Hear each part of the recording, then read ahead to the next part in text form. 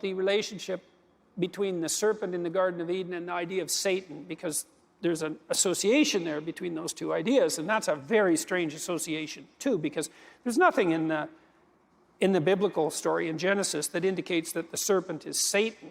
Like that's an idea that aggregates across hundreds of years or thousands of years, that equation. And I tried to think that through. I thought, well, the snake is the thing that threatens us.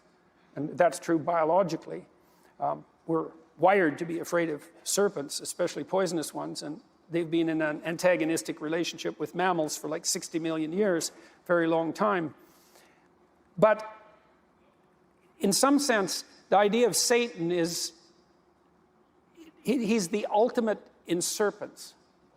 And so that's why that equation is drawn across time. It's like, well, what threatens you? Well, snakes. Yeah, they're pretty nasty. Well, there's snakes, and then there's, well, the origin of snakes. So maybe you conquer a snake, and that's one thing, and maybe the next thing is you go out and you find nests of snakes and you root them out.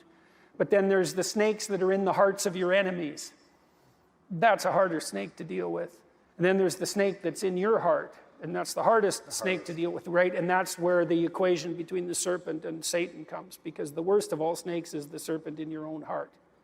And so there's a psychologization of the idea of the predator, and it becomes something that's more spiritual, is that you're most vulnerable to the worst impulses within you, right? That's the worst predator. Okay, so there's the idea of the concretization of the idea of the serpent becoming psychologized up into this figure of the adversary himself, and that abides within you. Analogously, perhaps, is this reference that Christ makes to himself in relationship to the snake. Because I thought, well, what's the passion? If the snake is what you're afraid of, in this concretized sense, then the passion is the sum total of all possible fears. I think that's right. You know, Carl Jung, he thought about the story of the passion as an archetypal tragedy. And here's what he meant by that. So imagine that you took all the tragedies that were ever written, and you distilled them so that you got the ultimate tragedy.